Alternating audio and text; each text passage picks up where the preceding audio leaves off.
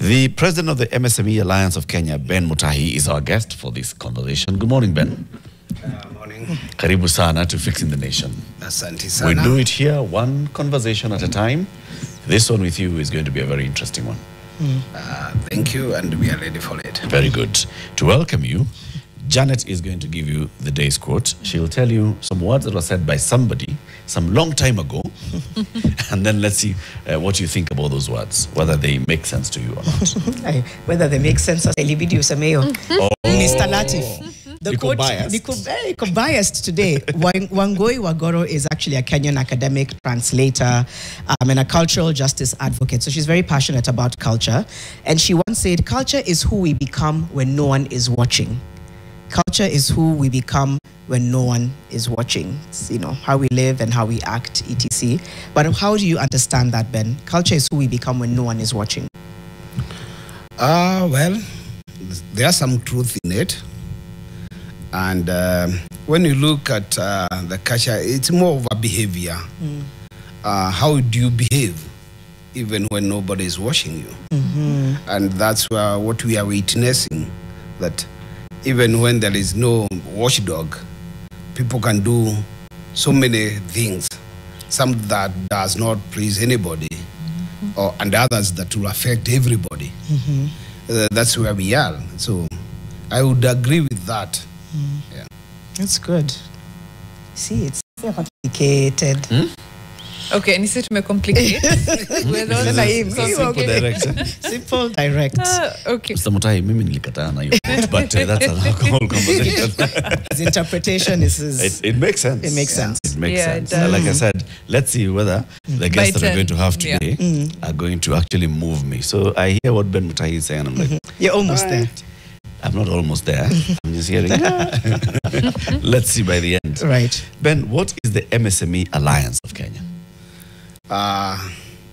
Again, to those that are watching us, and the majority who are in that bracket, MSME Alliance of Kenya is a lobby group that does advocacy for the rights of traders from micro, small, and medium in this country. We have been there for several years.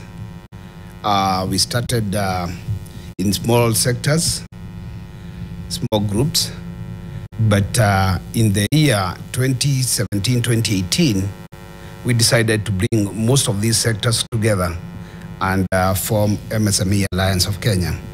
What do I mean by different sectors?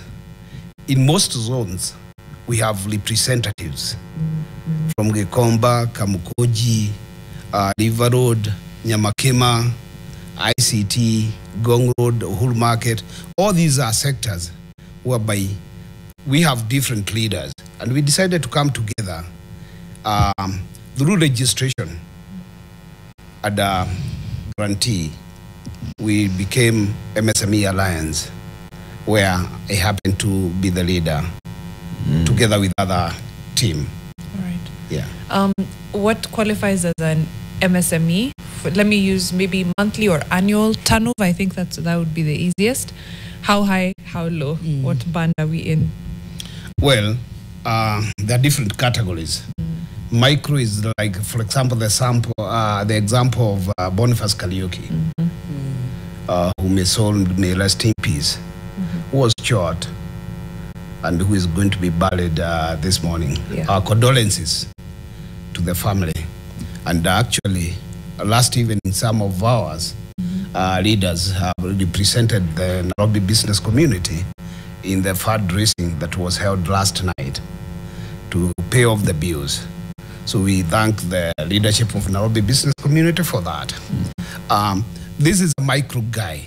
These are the hawkers, the trolley, the kipanda, the mamas who have kiosks. These are the micro.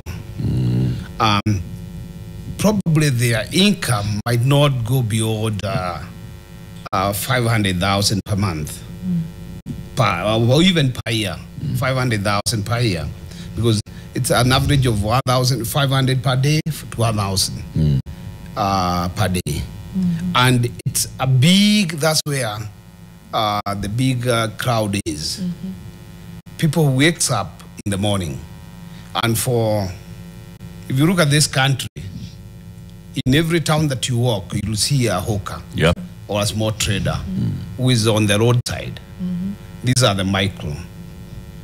And then we have the small traders who are in downtown from Tomboya all the way to Gikomba, to Kamukoji, including the other sub-counties, Loisabu, Ebakasi, name it, Mukulu Kwanjenga, Kibera. We have these people that probably they only have kiosks. And these are people whereby, though we call them informal, they pay licenses. They pay for business permits at the county level. So you can see there are people who are recognized, and the data are with the county government. So the argument of informal, these are people who pay taxes, either direct or indirect. They are the small traders. We have medium. Before I go to medium, these are people who probably make $1 million to $5 million per year. The kiosks. Yeah, the kiosks. And they participate in the building of this economy in different ways. The micro and small are the people who are players in the value chain.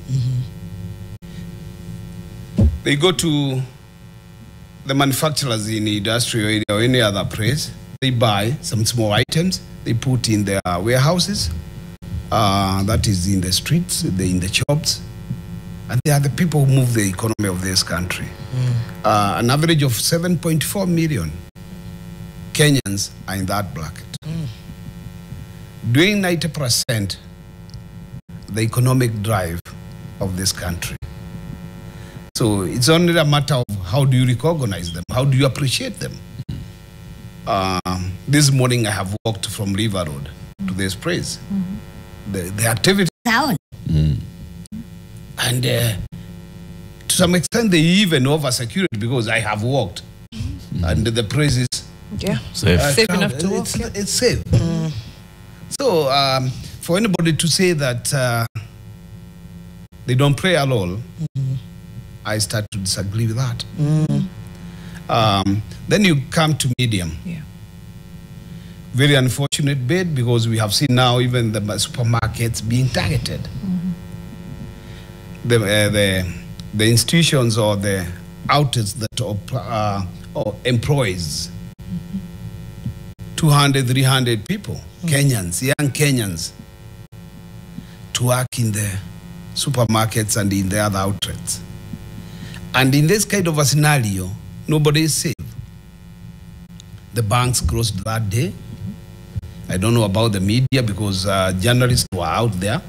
So, but we don't know the internal bit of Nation House, whether there were much activity. Not really. Yeah. But so when you look at all this, the medium are also affected. So if we can all come together and say that now, let's talk, let's agree. Where did the rain start beating us? And we go back to the drawing board. We bring this economy back to its stand. So you're feeling that you just talked about you need them to be recognized, especially when you're talking about the micro, the small, that there almost needs to be a sense of recognition. Is it in dignity? Is it in policy? Is it in, what is it that you feel would require them or that you feel would make them be validated as very crucial players in the market? In the dignity. Really? Yeah, because the policies are there. Almost every institution, including the government, has a minister of MSME. Right. The Treasury talks about MSME. The banks talks about MSMEs. Go to any institution, they have an MSME department that tells you that the policies are there, the intention is there, but now, how do you recognize them? How do you give them the priorities to drive the economy of this country? And what would that look like? We have examples. Those who have traveled to other countries, we can testify the respect that that person is given. There's no harassment by, let me use the county government as an example, the county government askaris. There's no harassment in developed countries or in other countries. Let me not even use the word developed. In countries which mind about their citizens, the small traders. So these are areas that we need to be recognized. We need to be given the dignities that is due to us and be given an opportunity to feed the families that we represent and also to build the economy of this country. Okay. Right. I wanted to start with the unified business license for Nairobi. Yes. Is it in effect fully? And is it felt across the county? It is, because it's mandatory that every person operating a shop should pay a unified license, Yeah. where you pay different categories. There's the trade license, which cost about 5,200. There's the fire license certificate, 2,000. The other license that you pay in between, the hygiene, the advertisement. So you can even see a shop paying about 10,000. Hold on. This is on top of the unified license. Unified license is about 5,200, Okay. depending on the size of the shop. But on average, that is 5,200. That's the minimum for every shop. So you can calculate the shops in Nairobi County, for example. And that is only Nairobi. So if we go outside the other counties, you can see there are the other charges. Yeah. Yeah. So outside of this unified license, do you still have to pay the trade license, fire license, hygiene license, or no? It's just that one license. You pay under one document, but they add additional prices. Okay. You add more money. Yeah. Okay.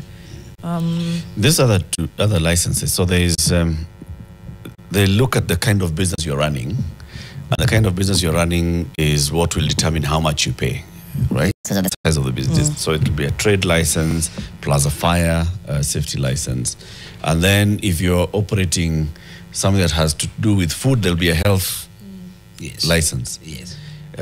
What else is there? Because there's that, there's health, there's Trade, fire, hygiene. Yeah, then if you have a signboard, there's advertising. advertising. you And pay for advertising, yeah, what does it exactly mean in your understanding as the association? it. And a signboard. So although last year, despite people paying for them, they have been removed in most areas.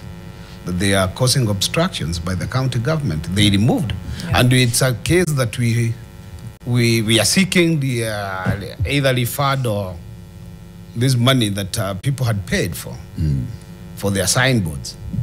The other bit is about advertisement. If you try to blood your car or even your shop, you pay extra money. So these are areas that we really need to address or feel that we are affected. We are not getting service really for what we are paying for. Right. I'm thinking of that number of licenses. I thought the unified licenses, I'm understanding it better now. I thought it was one license that allows you to operate. Turns out it's just one license with the other licenses within. Yeah. It's unified in that you're not going to different counters. That's Yes. it. But Yeah. then you go to one counter, and depending on the business you're running, you will get one permit that contains all this. If you're a smaller business, you'll pay less. The bigger business will pay more. If you don't choose to go for advertising, you'll not pay for it. But there are some that are mandatory. Fire is mandatory. Fire and trade is And mandatory. trade is mandatory. Okay.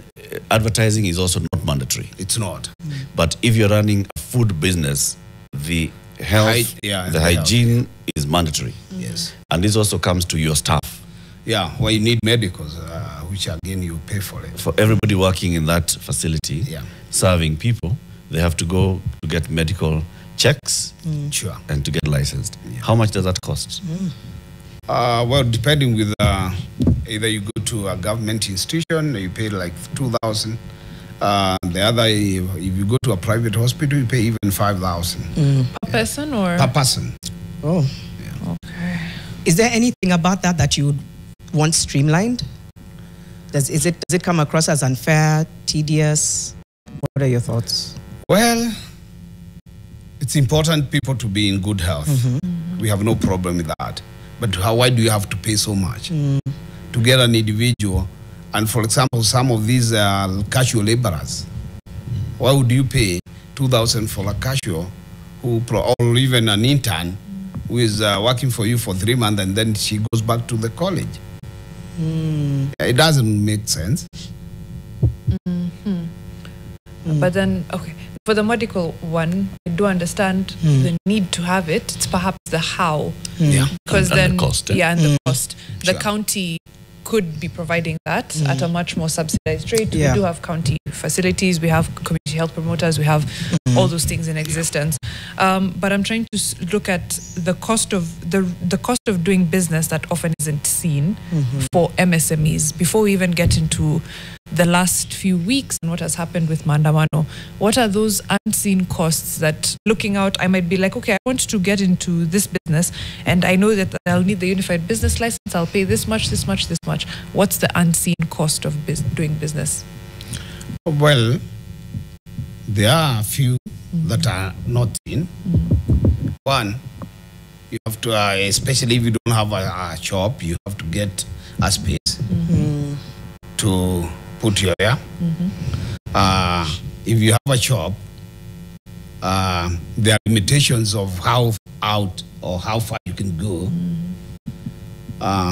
Then there are other things like the security. Who is supposed to offer the security? I have paid a license. Who is supposed to offer my security in that place that I operate from? You see people putting their personal guards, their watchmen, but you have paid license. What is it for? I would expect it's supposed to give you security, cleanliness, environment. You know, all these are supposed to be taken care of by the license that I pay. Let it be justified. What am I getting? I'm paying for it. Right. What do I expect? That does not stop there. What are the other facilities? The washrooms.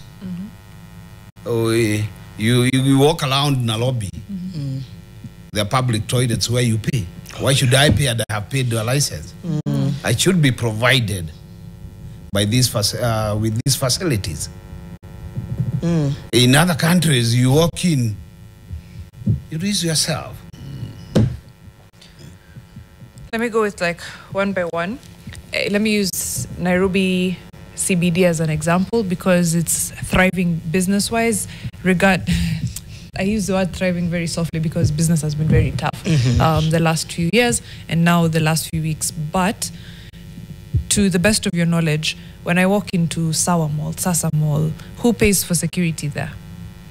The individuals. The individuals. So it's a pool. For example, it's a pool, although sometimes the road charges a service charge. A service charge. For that. All right. Yeah. Garbage collection? Garbage collection the same. You pay. Sorry, we forgot to say about the license for garbage collection. There's a license for garbage collection? Yes. Which is paid by the landlords. Okay. But you know, landlord will not, he's not doing business in that premises. So he'll put some mark on the rent. Yeah. I know you're listing them. We do have a caller and you'll continue to just follow up on what Mariam is asking. Ben, from where, Jonte?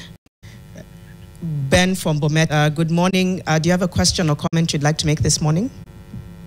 Good morning to you. Good morning. Yes, I had some 3 questions. Small business people. Go ahead. Yes. I think, for example, there are some investors from their country. Sorry, we can't get you very well. Bernard, your network is a bit choppy. I'm saying this. Hello. Yeah. Are you able to turn off your TV or radio just so that we can hear you clearly and that you can also hear yourself? Yeah. Please go ahead. What I was saying is that, let's say, for example, there are some investors from the foreign countries that are in our area. And the way these people are handling the licenses, the way they are harassing them, is that they are going to soon lose some investors because they are paying money, the money is going to the government, then we are worried of them now. And the more at which these people are harassing the small-scale business people, they fear the large-scale. So what are the ways that we can stop these things now? We are suffering from them. Let's say, for example, Starbucks, everything, big companies, they are going there, but all the small-scale business people, they are harassing us. Let's That's my leave it at point. that. Asante sana, Bernard. We didn't get much of what you were saying. It wasn't very clear, but I think the first one I hear is other business people entering into a region. And I think you'll even mentioned this, you can talk about this. It's like other nationalities who now come and start doing big business. He mentioned they're harassing them. They're harassing Yeah, others. you can speak to those 2 points. We do need to take a break. There was also the question Mariam had asked. You can also call us in. We're still going to be having this conversation after the break, coming up to 7:30 here on Fixing the Nation. One conversation at a time. We'll be right back. Right now, of course, you can also call us. Yes, you can. We're getting into the to get some of the answers to questions we'd asked just before the break. Some feedback on YouTube. Alex Kyoko says, when talking micro businesses, I don't think recognition is enough. Some operate 100% in virtual space. They don't even need recognition. They just need real economic environment that really works. And we'll speak to that virtual space online business in a moment. My prince says that unified license should be called commercial activity license. And then he says, adopt the name and pay me for it. Okay. Still Mike the One. This is a wonderful conversation today. Can you ask Mr. President to address limited access to credit and financing and unfavorable government policies on MSMEs? So a few there, but I know that there was a few questions that just before the break Mariam was asking, as well as Bernard. Right. No, Bern was actually just answering some of the hidden costs of doing business, and maybe you can finish on that one. And then we'll speak to competition within the MSME space, which is what our caller from Bomet had talked about. But maybe just finish up on, yes, the other hidden costs that we may not be aware of. Bernard God from Bomet. His concerns are similar concerns that go all over the country. Today, if you want to do business in another county, there's a hidden cost. If you are transporting your goods to, let's say, Nakuru, you have to pay another license in Nakuru. So imagine from Nakuru, you want to go to Kilisho, you pay another license. Especially if your car is branded. Right. You want to go to Bomet itself, you pay for another license. Kisumu, they're the same. So these are hidden costs that hinder most of our traders to thrive or to do inter-county business. Right. So we are limiting our people to be confined in one county, whereby we would learn a lot if we could have a free movement of goods. That is a hidden cost or a primitive way of taxation. Yeah. All right. And now then on to his question, which is he's talking about the competition sometimes that comes in and undercuts, and we've seen it could be happening in Bomet, it could be happening here where you were once a wholesaler. No, you were a retailer. Now you're the other way around. But basically someone bigger, cheaper comes along, cuts you out. I know that's the nature of business, but is it happening more and more? And is it predatory in nature sometimes? Because there's kawaida business and then there's also predatory moves. Well, it's unfortunate that this country, the jobs are limited. The employment, unemployed Kenyans are so many. So you realize, unless we do a proper policy, we should guide the trade where you are supposed to do your business. And when you see like hawkers in the streets, they have permission from the county government. there should be proper policies whereby these are the hours that you are supposed to operate. And this is the street that you are supposed to be in. And these are the days. Let me use an example of China. There is something that they call night market. So even in this country, we can have a night market, whereby probably Kenyatta Avenue could be a night market, whereby from 6:30, one street is closed. That will give the micro or the hawkers a chance to go and source goods from the shops and retail them there. And that will not affect the daily business of the other traders. It's unfortunate that you could see somebody selling chapatis outside the restaurant. Outside the restaurant. Yeah. So the customers who are supposed to go into that hotel will, are interrupted. And even the blocking of business. These are our brothers and sisters, but they should be organized. They can be organized by the authority. We have several markets which are empty. True. Because everybody now is free from 6 a.m. to all the way to night. Okay. So the way it's a matter of policies, control, and everybody will have a chance to take a bread home. Do we have another caller? Yeah. If Daniel. Okay. From Kasarani, if I'm not wrong. Daniel, good morning. Yes, morning. Good morning. What's your question for Ben Mutahi or your comments? My concern is that, you see, initially we were paying for things like fire to those whom the fire was applicable to. There are people who had big offices whereby you're being told that you have to pay for fire because of this, and we go for the invoice at the fire station. Nowadays, when they just decided to add that fire in the business permit, there are some small businesses who are operating in sublet offices. The owner of the big office is paying for fire, and you who's running a small business within a sublet office, you receive the same invoice with your permit value which you used to pay before to operate your business. Now something has been added to you for fire for which you don't have any service. There is no way they are going to serve you for this reason of fire. Sanitation was also applicable for those people who are handling food and things like that. And now if you come up with a unified permit, somebody who's totally not dealing with those things which require such articles in their invoice, find this thing in there. And you know, there's something that has been happening. There's increment. People say, oh, it's been raised, but they just get used to it. I think those leaders, like the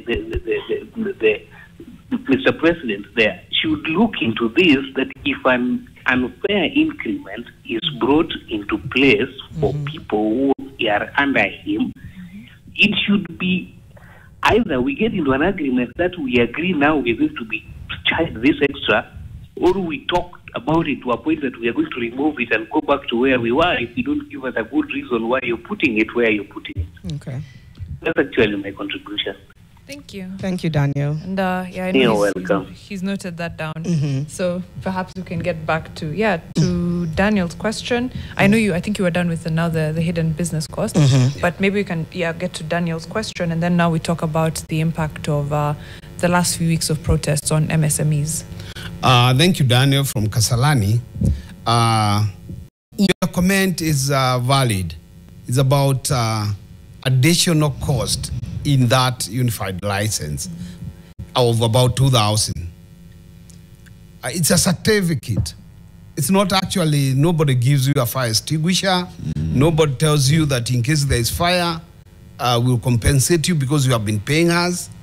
So it's a charge, and the responsibility goes to the county government. Our role as the MSME Alliance is to lobby that is long. And we have communicated that even to the county government, even to the national government, that you cannot charge something that you're not giving service for. What do you mean they're not giving service for? If there was a fire A Nairobi County fire truck would be called. They are called. Do you know if you call fire brigade, you pay extra money? That's a charge. For what? For fire brigade to come and put off your fire. How do they charge you? Do they give you an invoice? They will ask for it. They'll give you an invoice. And that not being the main issue here, why do you pay for a fire certificate? Or like, for example, if a building has 400 or 200 jobs, 2,000 by 200 is... Yeah. And the landlord... He's saying your landlord will have the certificate, and then you're being charged, and Jano and Eric and Ben are being charged. Yes. Okay, that part I understand. I don't understand. Let me even expand it further. I know it's not our responsibility. We are not the one who are charging them for the fire certificate. It's the county government. But what we are saying, if, for example, you pay 2,000 and you have been paying last year, this year, can I be given probably a fire extinguisher? So that in case there is fire, I have paid for something. What is the certificate for? So you have like a first means of putting out a fire. Before you need to call in extra help, if need be. If need be. Also, if you're charged whenever you call the fire brigade, then kind of beats the sense of then paying for this. So I see two issues. One, the double payment, which is your landlord is paying for the same. Then you as individual tenants are paying for the same. So that's double. Then two, if you do call for help, then you're charged. So that's again double payment. Triple now. So it should be that it's covered and anything extra, Because what are you paying? Then what are you paying for essentially? And motivate, what is the responsibility of a county government? The responsibility. I see it from that point. I think that my argument would be that making sure that the Nairobi Fire Service and emergency services are functioning such that you say, because we have X number of businesses, for example, that operate within this area, then do we have a close-by fire station and so on and so forth? Do we have sufficient fire engines? This and the other. And then now you push and say, this is how much we're raising in the fire license. Is it being ring-fenced to support fire services, or is it not? How much does it cost the county to actually operate an emergency fire service? So is this money being ring-fenced to that? I'd be pushing it from that angle, because fact of the matter is that there will be fires, and we see fires, right?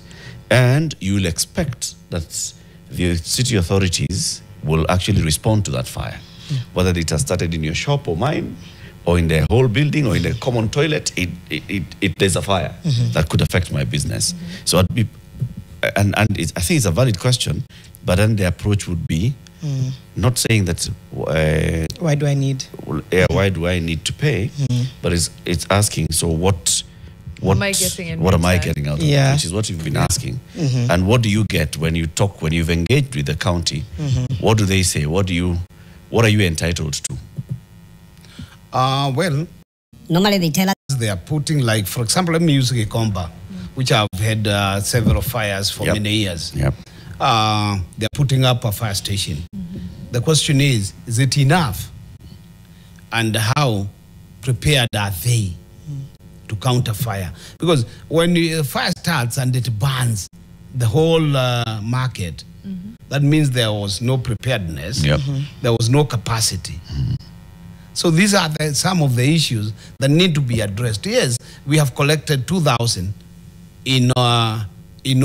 from all Nairobi traders, for example. How much have we raised? How are we using it to give service to those who have paid us? These are the questions. And not only on fire, all the licenses. What benefit am I getting? That's fair. It's fair. I'm wondering whether virtual online businesses have any of these concerns, whether there's, I don't know, I wouldn't be surprised if maybe there's a license you're being asked to pay for and you're like, but I'm virtual. What are one or two concerns that MSMEs that are operating online are also grappling with right now? Probably now there is the e-commerce license, but how effective is it? Most people, and we would encourage even our youth, instead of staying in the house, do online business, do some business. You can do e-commerce from any corner. You deliver or you send through border or any other means. Yeah. You earn an income. So we will stop talking about unemployment. Yeah. All right. I want to go back into a question that I think the caller from Bomet had headed into, which is the influx of so-called foreigners into business. There was a whole conversation that ended Jago when he was MP into trouble. We talked about foreigners operating in Gekomba. Then there was a whole conversation about the Chinese business people who started getting into the retail sector in Kenya, and so on and so forth. And they're moving from retail sector in Nairobi into the other towns. Is that a concern that has been raised by your members of the association, of the alliance? It's a big concern, especially. I don't want to mention any particular country, but the inflation is there, whereby you see people hawking tea, roasting maize in the streets. And sometimes you wonder, how comes all of a sudden we are getting people, even in Juja, even in Thika. And if you remember, I think there was an incident, either in Thika, whereby some foreigners claimed they were attacked by the locals. It's because we don't have a proper business policy. Who is supposed to do ABCD? I think last year or late last year, our boundaries were opened that anybody can come and do business in this country. But they need to be regulated. They need to be regulated. How? Are they not operating within the laws like any not other person? really. Well, no, you know, when Are they paying a business license? not those that are hawking. You know, for a hawker, you don't pay any license. It's free for all. You only need to get a space or to come up with a movement style. So a Kenyan hawker is not regulated, It is not. but you want a foreign hawker to be regulated. It's not that we want them regulated. We want an entire policy. For example, now, a foreign hawker, what do you have? Either the refugee card or identity card. In case of anything, how are you going to account for those foreign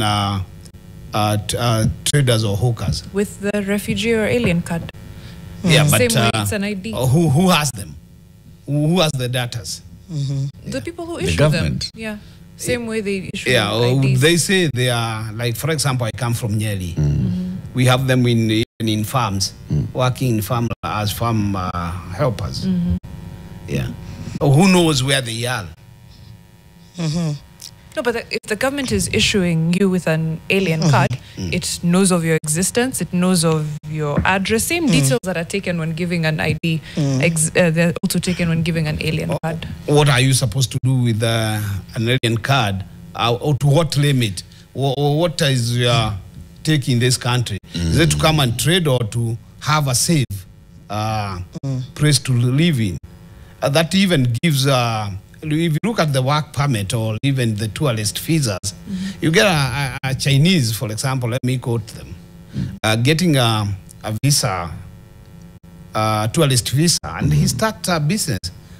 He comes here. That's in violation of the conditions of that That's business, it. right? Yeah. With the And so alien- you're saying that now such should, basically the authorities should be making sure that any person who's operating a business has the necessary identification and permits to do a business. That is it. In the case of the refugees, and now there's that program for integration of refugees, and we're talking about it here on World Refugee Day, that is saying, how do we now start integrating refugees into society?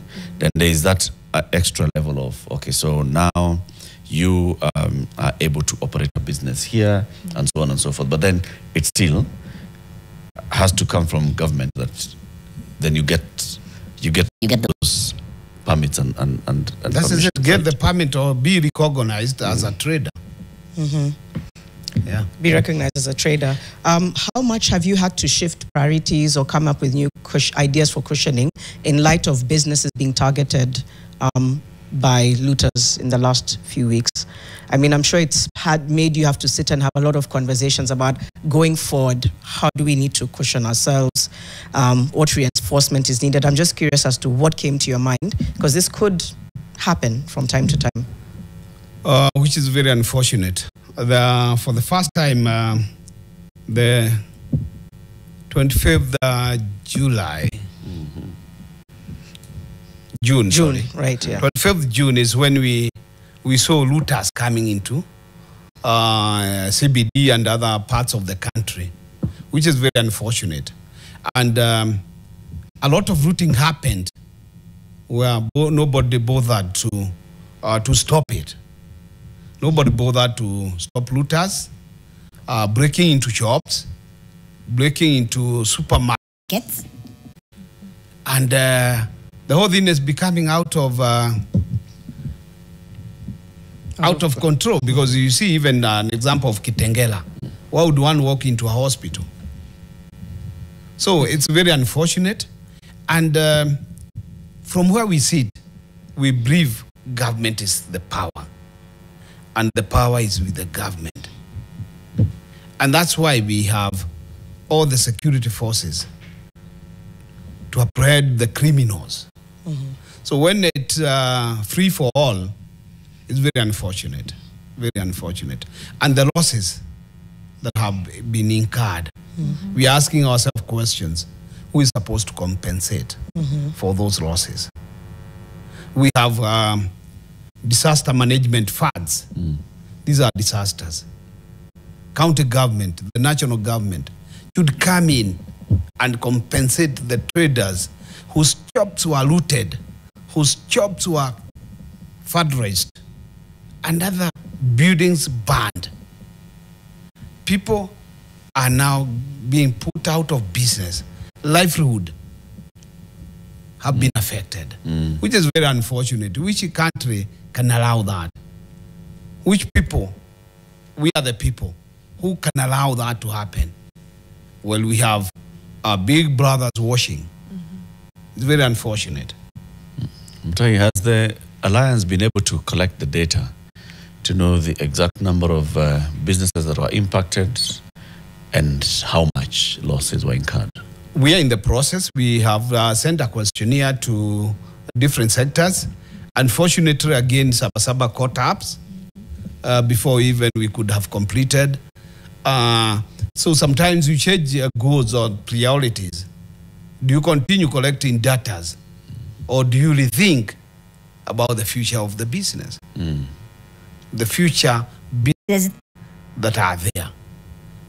We know, like, for example, if you the OTC area, so many shops were looted, burned, Fangano Street, and other areas. Tomboya, they just here in the Imenti House, which is not very far, Tomboya Street. You know, targeted areas, business were affected. And it has gone even out of Nairobi now. You talk of Mwea, you talk of other areas, Karatina, Meru, all these have been affected. So the priorities are changing. Do you continue collecting data, or do you now rethink about the approach or the prevention, more of a prevention area? Approaches. Yeah. Is that why we saw some people now coming together and forming like groups to protect the businesses, like vigilantes? Sure.